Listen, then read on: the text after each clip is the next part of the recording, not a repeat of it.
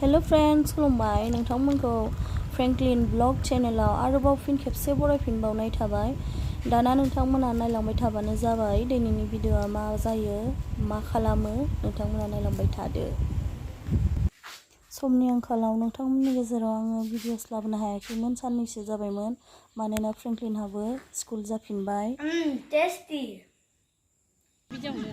दायो जोङो दसे सम मोननायखाय गामियाव फुटबल गेमखौ नायनो फैबाय। गेलेगासिनो दङ बिथांमोना। येल्ल' कालार गाननाया जाहैबाय जाराबारि FC आरो वाइट कालार जार्सि गाननाया जाहैबाय बारनागाव FC। स' नोंथांमोनाबो बिदिबा नायलांबाय थादो आंजों लोगोसे।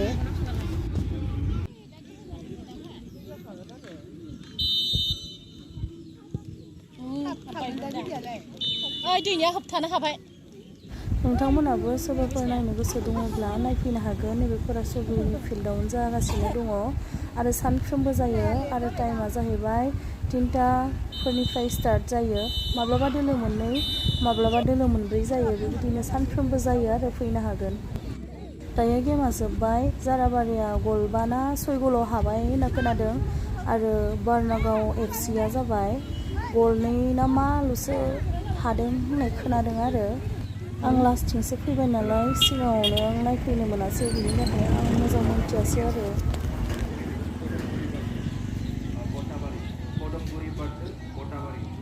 दायो जोङो न'आव मोनफैबाय, मोनफैनानै जोङो साहाखौबो बोरै लोंनो, एसेबां गरमाव जा गरम दिनै, बिनिखाय कल्ड कफिखौनो लोंनोसै होननानै ओरैनो सिम्पोल बानायनानै लोंनो सानबाय आरो।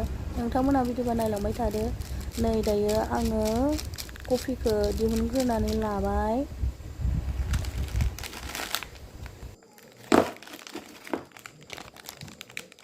नै दायो आङो बाउन्स बिस्कुटखौबो एसे फ्लेभार जानायनि थाखाय होनो सानबाय आरो बेखौल' नङा, सोरबाफोर जुदि बानायोबा गुबुन बिस्कुटफोरखौबो होनो हागोन आरो।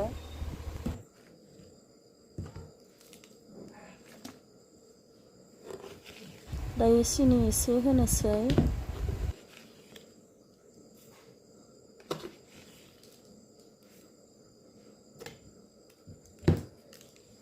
दै गुदुं एसे होलायनोसै।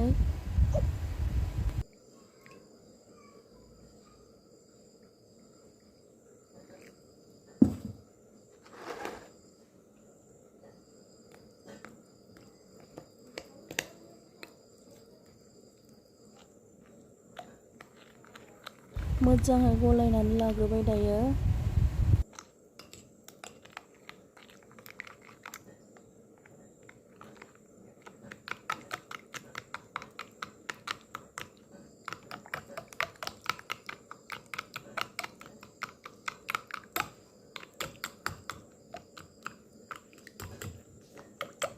नोंथांमोना जोंहानि फ्रेंकलिन ब्लग चेनेलखौ सापर्ट खालामदो आरो लाइक, शेयार एन्ड साबस्क्राइबबो खालामनो दाबाव आरो लोगोसे कमेन्टबो हरनो बावनाङा।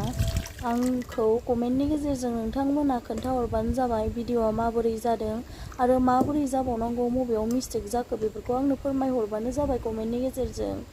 आरो माबायदि भिडिअसफोर लाबोनांगौ आङो बेखौबो नोंथांमोना कमेन्टनि गेजेरजों आंनो खोन्थाहरदो आरोना। हानायमानि आङो नोंथांमोननि गोसो बायदि होनो नाजागोन आरो हायैखौथ' बहा होनो हाबावनो आरो आंबो ना। दायो मिल्क होनोसै एसे।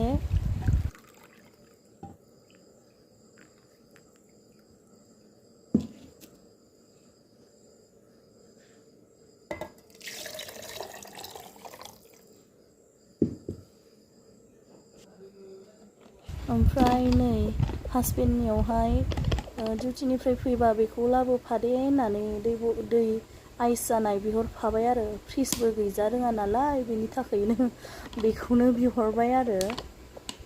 फैनायावनो एसे गलिबोबाय, थेवबो जेबो नङा, एसेबां बारा होखाया आङो, गथ'फोरसो लोंगोन नालाय बेनि थाखाय एसेबां गैजो होला, एसेल' होगोन आङो।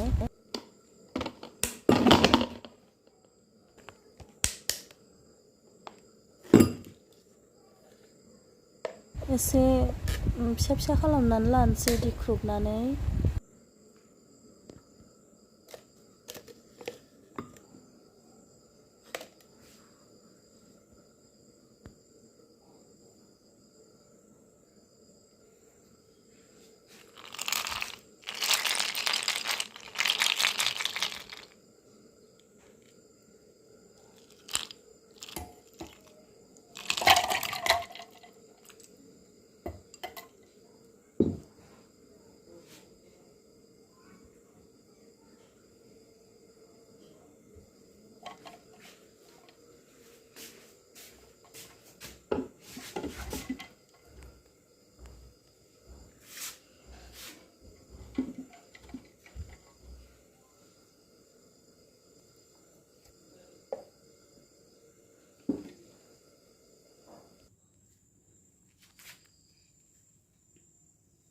नोंथांमोनाबो लोंनो लुबैयोब्ला न'आवनो बेबायदिनो बानायनानै लोंनो हागोन।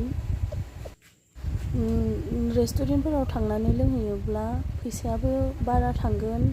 न'आव बानायनानै लोङोब्ला जों एसेयावनो हायो, बिनि थाखाय न'आवनो बानायनानै लोंनांगौ आरो।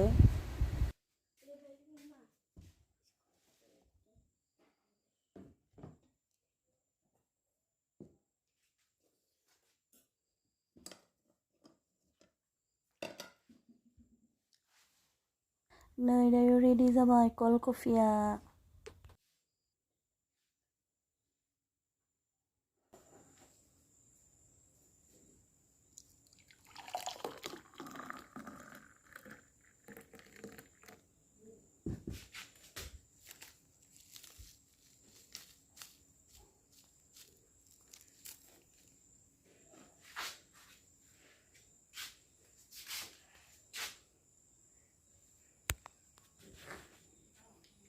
टेस्टी।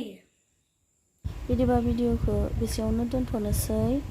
आंनि भिडिअखौ नायनानै बेबायदिनो सापर्ट खालामलांबाय थाबानो जाबाय नोंथांमोना, जाहाथे आं मोजां मोजां भिडिअसफोर लाबोनो हायो नोंथांमोननि गेजेराव। बिदिबा नोंथांमोनखौ उननि भिडिअआव लोगो मोनफिनसिगोन। बाय बाय। बाय बाय।